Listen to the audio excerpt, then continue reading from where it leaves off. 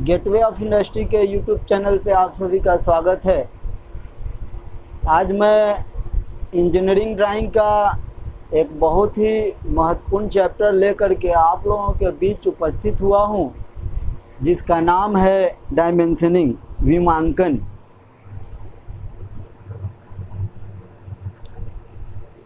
Dimensioning, विमांकन। Dimensioning का मतलब क्या है, आइए इसको समझते हैं। इसमें हम लोग डायमेंशनिंग का परिभाषा समझेंगे और डायमेंशनिंग के अंतर्गत कौन कौन से परिभाषिक शब्द आते हैं उसके बारे में समझेंगे। इसके बाद जो है डायमेंशनिंग कितने प्रकार के होते हैं ये देखेंगे। तो आइए देखते हैं डायमेंशनिंग का परिभाषा। इसका परिभाषा होता है ड्राइंग बनाने के पश्चात उस पर जो माप लिखने का काम करते हैं उसको डायमेंशनिंग कहते हैं। इसके बहुत सारे नियम होते हैं, बहुत सारे टेक्निक होते हैं, जिसे समझना बहुत ज़रूरी है। बिना डायमेंशनिंग का आप कोई भी ड्राइंग जो है नहीं बना सकते हैं, कोई भी मैन्युफैक्चरिंग नहीं कर सकते हैं जब तक आप डायमेंशनिंग नहीं देंगे। सपोज़ कि मैंने एक यहाँ पे ड्राइंग बनाया, लेकिन यह ड्राइंग तब तक पूर्ण नहीं होगा जब तक कि इसका डायमेंशन नहीं दिया जाएगा।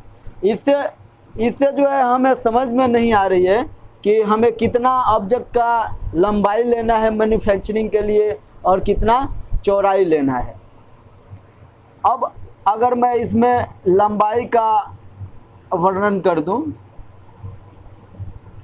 सपोज़ कि इसका लंबाई 100 mm है और चौड़ाई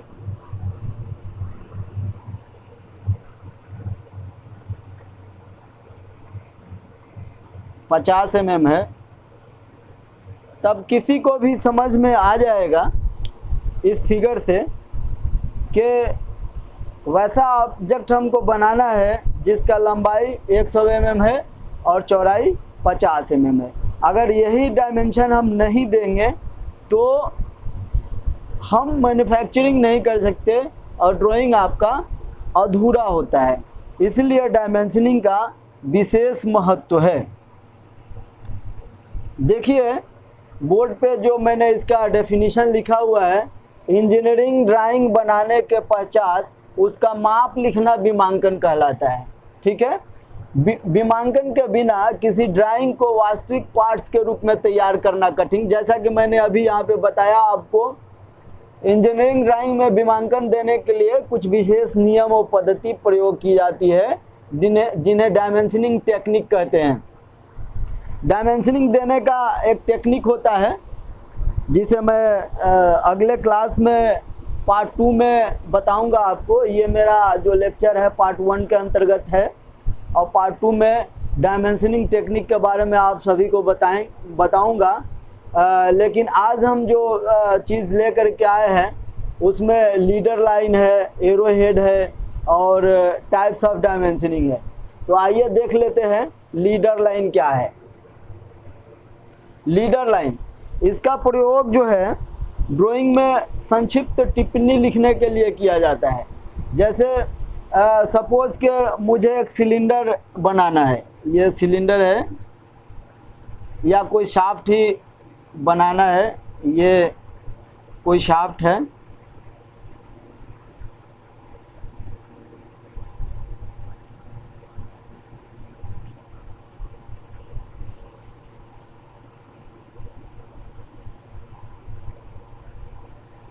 यह कोई शाफ्ट है और इस शाफ्ट पे यहाँ पे हमें क्रोम प्लेटिंग करना है इस सरफेस के ऊपर, इस सरफेस के ऊपर। ठीक है, तो यहाँ क्रोम प्लेटिंग का सिंबल दे करके ऐसे, और यहाँ हमें एरो हेड दे करके गाइडलाइन देना होता है। और यहाँ इस क्रोम प्लेटिंग के बारे में लिखना होगा। क्रोम प्लेटिंग 0.5 mm या 0.2 mm डीप, इस तरीके से लिखना होता है। तो कोई भी संक्षिप्त टिप्पणी हम देते हैं तो हमेशा लीडर लाइन का प्रयोग करके देते हैं। लीडर लाइन 30 डिग्री से कम पे नहीं होना चाहिए। जो भी लीडर लाइन हम लोग देते हैं वो 30 डिग्री से कम पे नहीं होना चाहिए। देखिए ये लीडर लाइन है, ये देखिए यहाँ एरो हेड है और ये जो डिग्री है हमेशा 30 डिग्री से ऊपर होना चाहिए। इस तरीके से लीडर लाइन नहीं देना है। देखिए यहाँ पे गलत किया हुआ है और ये आपका सही है। जब भी कोई टिप्पणी लिखना है ड्राइंग में तो हमेशा आपको 30 डिग्री से ऊपर ही ये लीडर लाइन दिखाना है। यहाँ पे मैंने दिया हुआ है एरो हेड। एरो हेड क्या होता है? डायमेंशन लाइन के दोनों तरफ एक तीर का निशान बना होता है। देखिए इस तरीके से, सपोज कि हमारा ये एक ऑब्जेक्ट है, तो ऑब्जेक्ट का तो मेजरमेंट दिखाना ही हमको, ये हमने मेजरमेंट दिखा दिया। ये है हमारा डायमेंशन लाइन। तो डायमेंशन लाइन के दोनों, ये देखिए ये जो पतली रेखा मैंने खींची हुई है इसी को डायमेंशन लाइन बोलते हैं। इसके दोनों तरफ देखिए तीर का निशान है।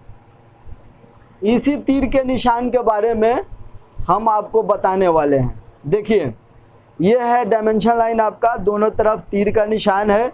यह तीर के निशान का एक स्टैंडर्ड साइज होता है। देखिए यहाँ पे मैंने साइज दिखाया है। इसका लंबाई जो है 3 mm है। तीर का निशान का लंबाई 3 mm अगर है तो चौड़ाई हमेशा 1 mm रहता है।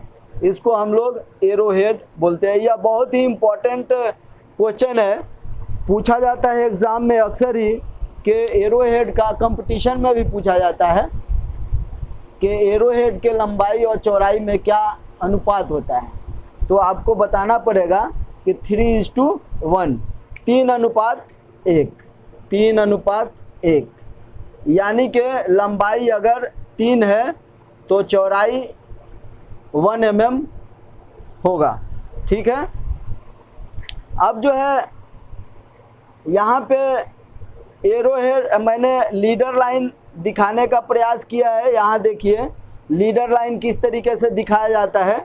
रेडियस को दिखाने के लिए लीडर लाइन का प्रयोग किया जाता है। यहाँ जैसे मैंने बताया है कि संक्षिप्त टिप्पणी लिखने के लिए या नोट लिखने के लिए इसका प्रयोग किया जाता है। उसी तरीके से और भी लीडर लाइन का बहुत सारा काम है। जैसे रेडियस को दिखाना है, यहाँ देखिए रेडियस को मैंने दिखाया है, रेडियस को दिखाना है या फिर डायमीटर को दिखाना है, और या ड्राइंग में और भी बहुत सारे जगहों पे इस लीडर लाइन का प्रयोग हम लोग करते हैं। ठीक है। अब आइए देखते हैं कि डायमेंशनिंग कितने प्रकार के होते हैं। डायमेंशनिंग 2 प्रकार के होते हैं, साइज डायमेंशन और लोकेशन डायमेंशन। साइज डायमेंशन में क्या होता है, ऑब्जेक्ट का केवल साइज होता है। जैसे ये मेरे हाथ में एक मार्कर पेन है, इसका साइज ये डायमीटर में है, या सपोज के 25 mm इसका डायमीटर है। ठीक है। तो पेन मैं ऐसे बना लेता हूँ। ये मेरे पास पेन हो गया।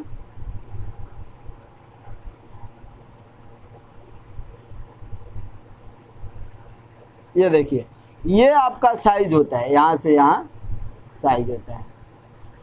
ये साइज डायमेंशन है। यहाँ से ये साइज है ना, यहाँ से यहाँ तक ये साइज है ना। उसी तरीके से ये एक ऑब्जेक्ट है। देखिए इस ऑब्जेक्ट में ये इसमें होल किया हुआ है, इसमें होल किया हुआ है। तो होल का एक साइज होता है पार्टिकुलर, तो यह एक साइज हो गया। इसका ऑब्जेक्ट का चौड़ाई जो है ये एक साइज हो गया, यह भी एक साइज हो गया। इसमें देखिए एक टेपर ऑब्जेक्ट है, इसमें ये भी एक साइज हो गया, ये डायमीटर एक साइज हो गया, ये एक साइज हो गया। ये एक सर्कल है, सर्कल में ये एक साइज हो गया, ये भी साइज हो गया। लेकिन लोकेशन में किसी ऑपरेशन का, जैसे ड्रिल हो गया, स्लॉट हो गया, होल हो गया, है ना, बहुत सारे एक जॉब में बहुत सारे ऑपरेशन किए रहते हैं। उस ऑपरेशन का किसी निर्दिष्ट पॉइंट से क्या डिस्टेंस होना चाहिए, यह जो है लोकेशन कहलाता है। सपोज के आप जो है कहीं किसी स्कूल पे खड़े हो, आपके घर से फ़ोन आया कि बेटा आप कहाँ खड़े हो, तो आप क्या कहोगे, कोई फेमस रेफरेंस पॉइंट दोगे। जैसे आप जो है बताएंगे कि रेलवे स्टेशन से 10 कदम पूरब पश्चिम, या कोई भी फेमस जगह है वहाँ से पूरब पश्चिम उत्तर दक्षिण आप बताएंगे। और फिर अगर आपके घर वाले पूछे कि कितना डिस्टेंस पे है वहाँ से, ये दूरी जहाँ पे आप हो कितना डिस्टेंस पे है, तो आपको बताना पड़ेगा 1 किलोमीटर है, 2 किलोमीटर है ना। उसी तरीके से किसी ऑपरेशन का लोकेशन दिखाया जाता है इस मेथड में। ये जो डायमेंशनिंग मेथड है इसमें लोकेशन दिखाया जाता है। जैसे यहाँ देखिए, ये एक प्लेट है, इस प्लेट में हमने 3 ऑपरेशन किया हुआ है। एक जो है ड्रिल है यहाँ पे, एक टैपिंग है और एक स्लॉट है। तो किसी रेफरेंस पॉइंट से ये होल कितना दूरी पे है, कितना दूरी पे है, यह लोकेशन कहलाता है। इस के सेंटर से, इस ड्रिल के सेंटर से यह टैप का सेंटर कितना दूरी पे है, यह आपका लोकेशन कहलाता है। ठीक है, इस टैप के सेंटर से इस स्लॉट का सेंटर कितने दूरी पे है, यह लोकेशन कहलाता है। यह डिस्टेंस क्या कहलाता है, लोकेशन कहलाता है। उसी तरीके से देखिए इसमें यही ऑब्जेक्ट सेम है यह भी। तो इसमें जो है ये जो ड्रिल का साइज़ है ये 8 mm का होगा, 10 mm का होगा, 20 mm का होगा। तो पार्टिकुलर 8 mm, 10 mm, 20 mm ये क्या है, साइज़ को इंडिकेट करता है।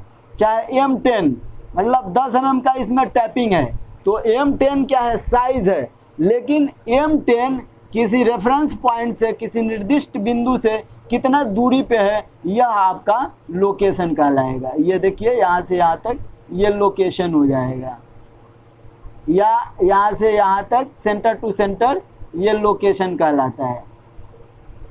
ठीक है, तो आपने देखा कि विमांकन 2 प्रकार के होते हैं, एक साइज डायमेंशनिंग और एक लोकेशन डायमेंशनिंग। साइज डायमेंशनिंग में ऑब्जेक्ट का केवल साइज दिखाया जाता है, और लोकेशन डायमेंशनिंग में ऑब्जेक्ट का किसी फेमस पॉइंट से, किसी निर्दिष्ट बिंदु से हम लोकेशन दिखाते हैं कि हम कहाँ पे स्थित है। मतलब हम कहने का मतलब है कि जो ऑपरेशन हुआ है, जैसे ड्रिल है, टैप है, स्लॉट है, तो यह किसी पॉइंट से कितने दूरी पे हुआ है, इसको हम लोग लोकेशन बोलते हैं। तो आइए फिर से हम लोग इसको रिवाइज कर लेते हैं कि विमांकन किसे कहते हैं। ड्राइंग बनाने के पश्चात ड्राइंग का माप देने की क्रिया जो होती है उसको डायमेंशनिंग कहते हैं, विमांकन कहते हैं। अगला जो क्लास होगा हम लोगों का वो है डायमेंशनिंग टेक्निक। पार्ट 2 के अंतर्गत मैं डायमेंशनिंग टेक्निक के बारे में बताऊंगा कि डायमेंशनिंग करते समय क्या क्या सावधानियां बरतनी है।